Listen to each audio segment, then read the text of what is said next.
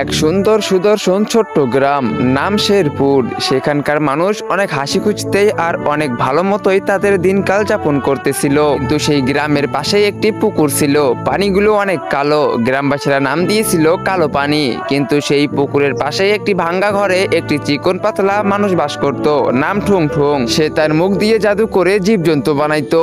কিন্তু সেই গ্রামে আরো একজন পুরুষ ছিল, রাইস্টার। সে কারো কাছে টাকা পয়সা না নিয়ে সবাইকে সাহায্য করে। একদিন অনেক জোরে বৃষ্টি হইতেছিল, কিন্তু সেই দিন সেই গ্রামে ঢুকতে দেখা যায় এক ভয়ঙ্কর জন্তু।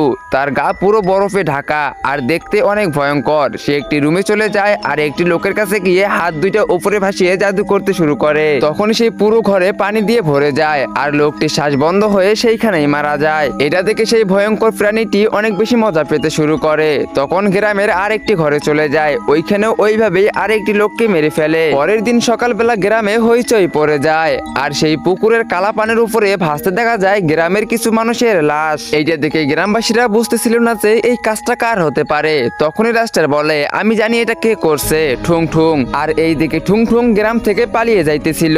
তখনই রাস্টার তার সামনে চলে আসে। তারপর ঠুং ঠুং রাস্টারের কাছে হাত জোর করে বলে, আমাকে মাফ করে দাও, আমার ভুল হয়ে গিয়েছে। কালকে আমি একটা এক্সপেরিমেন্ট করেছিলাম আর সেটা সফল না হওয়াতে আমি সেই ফর্মুলাগুলো সেই পানিতে ফেলে দেই। কিন্তু আমি তখনই সেই পানির ভিতর থেকে কারো আওয়াজ শুনতে পাই। সে বলতেছিল, অনেক ধন্যবাদ তোমাকে আমাকে জাগানোর জন্য, ঠুং ঠুং। কিন্তু তখনই সে পানির ভিতর থেকে এক ভয়ঙ্কর প্রাণী চলে আসে, দেখতে অনেক ভয়ঙ্কর আর গায়ে বরফে ঢাকা। আর সে দৌড়ে দৌড়ে কিনারে চলে আসে। তারপর রাইস্টার বলে, এখন তাহলে বল ওই প্রাণীর হাত থেকে বাঁচার উপায় কি, না হলে আমি তোকে ওই প্রাণীর কাছে গিয়ে ছেড়ে দেবো। তো বন্ধুরা, এরপরে কি হয়েছিল সেটা তোমরা দেখতে পারবে পার্ট 2 তে। তো পার্ট 2 দেখতে চাইলে ভিডিওতে লাইক করে চ্যানেলটিকে সাবস্ক্রাইব করে দাও। আর হ্যাঁ, কমেন্টে পার্ট 2 লেখো।